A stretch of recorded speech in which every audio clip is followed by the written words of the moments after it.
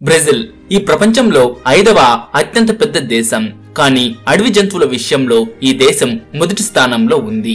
ఎందుకంటే 67 లక్షల చదరపు కిలోమీటర్లు విస్తరించి ఉన్న అమెజాన్ అడవిలోని 60% భాగము బ్రెజిల్లోనే ఉంది. బ్రెజిల్ నేల చెట్లు మొక్కలు పెరగడానికి చాలా సారవంతమైంది. దానితో పాటు అమెజాన్ అత్యంత పెద్ద రెయిన్ ఫారెస్ట్. అంటే ఈ అడవిలో ఎక్కువ మొత్తంలో వర్షాలు పడతాయి. ఎక్కడైతే చెట్లు ఎక్కువగా ఉంటాయో ఎక్కువ మొత్తం వర్షం పడుతుందో అలాంటి ప్రాంతం అడవి జంతువులకు స్వర్గం లాంటిది. అయితే ఇది మీరు అనుకుంటున్నట్టుగా ఉండే స్వర్గం కాదు. అమెజాన్ లో ఉండే ప్రతి జీవి జీవించడానికి పోరాడాల్సి వస్తుంది. ఇక్కడ ఎలాంటి వేటాడే జంతువులు ఉంటాయి అంటే చాలా జంతువులు ఈ స్వర్గం లాంటి అడవిలో ఉండడానికి వాటి ప్రాణాలని పణంగా పెట్టాల్సి వస్తుంది. మృత్యువు ఇక్కడ అనేక రూపాల్లో కనబడుతుంది. ఈ మృత్యువు కైమన్ అనే ఈ మొసలి రూపంలో కావచ్చు, లేదా ఫిరానా లాంటి క్రూరమైన చేప రూపంలో కూడా మృత్యువు ఇక్కడ దాగి ఉంటుంది. అనకొండ లాంటి ఎంతో పెద్ద పాములతో పాటు నేల మీద ఉండే అతిపెద్ద పిల్లి, దీన్ని జాగ్వర్ అనే పేరుతో పిలుస్తారు. దాని రూపంలో అయిన మృత్యువు ఇక్కడ ఉండవచ్చు.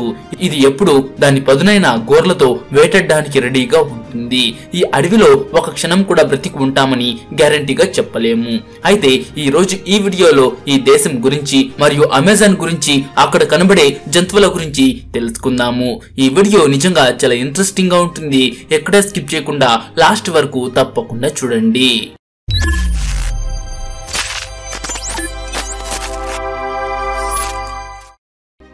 బ్రెజిల్లోని చాలా మటుకు భాగము ఎక్కువ మొత్తంలో వర్షాల వల్ల ప్రభావితం అవుతుంది.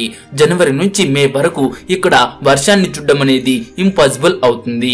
ఎండాకాలంలో వేడి దాని ప్రభావాన్ని ఇక్కడ చూపుతుంది. ఆ సమయంలో అప్పుడప్పుడు ఈ అడవికి మంటలు కూడా అంటుకుంటాయి. అయితే దట్టమైన రెయిన్ ఫారెస్ట్ మధ్య భాగం మంటల వల్ల ఎక్కువగా ప్రభావితం అవ్వదు. ఎక్కడైతే చెట్లు మొక్కలు తక్కువగా ఉంటాయో అక్కడ సూర్యుని కిరణాల తీవ్రమైన కాంతి పడటం వల్ల అక్కడి గడ్డి పోతుంది. అలాంటప్పుడు అక్కడ మంటలు చాలా వేగంగా స్ప్రెడ్ అవుతాయి. ఈ మంటలకు వేటగా మారకుండా ఉండడానికి జంతువులన్నీ కూడా 4 వైపులా పరిగెడతాయి. అలాంటప్పుడు ఇలా ప్రతి ఒక్క జంతువుకు మంటల నుంచి తప్పించుకోవడానికి పారిపోవాలన్న ఐడియా పనిచేయకపోవచ్చు. ఎందుకంటే ఈ పక్షి పేరు క్యాంపో. ఇది చెదపురుగులు పెట్టిన పుట్టల్లో దాని గూడును నిర్మించుకుంటుంది. ఆడపక్షి మంటలను చూసి భయపడి ఆ గూటిని వదిలి పారిపోవాలి అనుకుంటుంది. కానీ సమస్య ఏంటంటే ఆ గూటి లోపల దాని చిన్న చిన్న పిల్లలు కూడా ఉన్నాయి. అలాంటప్పుడు ఒక తల్లి తన పిల్లలను మంటలకు అప్పజెప్పి తను మాత్రం ఎలా ఎగిరిపోగలుగుతుంది? కానీ వేగంగా వస్తున్న ఈ మంటలు ఆ తల్లి మమకారాన్ని కూడా ఓడించాయి.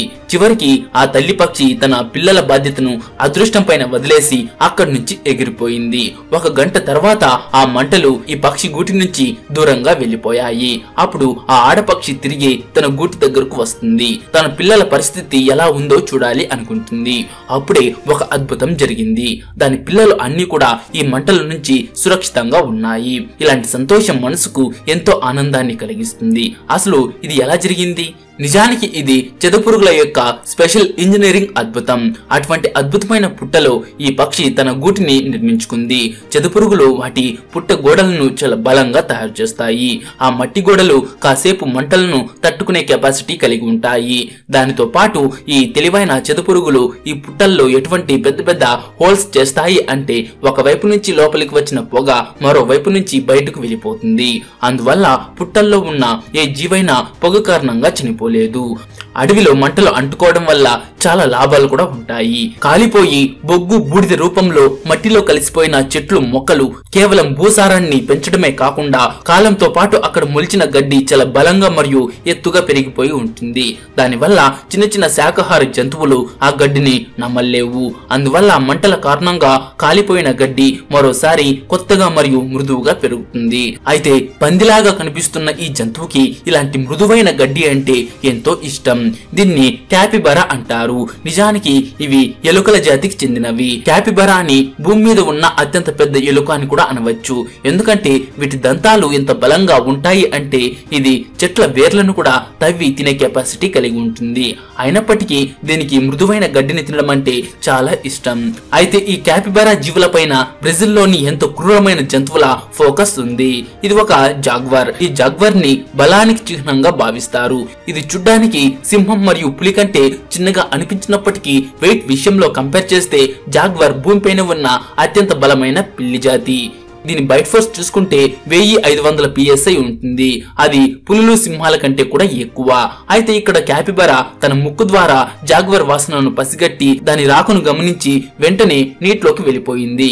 కానీ జాగ్వర్ కి నీరు అంత పెద్ద సమస్య కాదు. ఇది చాలా స్పీడ్ గా నీటిలోకి వెళ్లి ఆ క్యాపిబరాని చంపగలుగుతుంది. అలాగే జరిగింది కూడా. ఈ క్యాపిబరా లోతైన నీటిలోకి వెళ్లే లోపే జాగ్వర్ దాన్ని పట్టేసుకుంది. కాసేపు నీటిలో జరిగిన పోరాటం తర్వాత జాగ్వర్ ఆ క్యాపిబరాని బయటకు తీసుకువచ్చేసింది.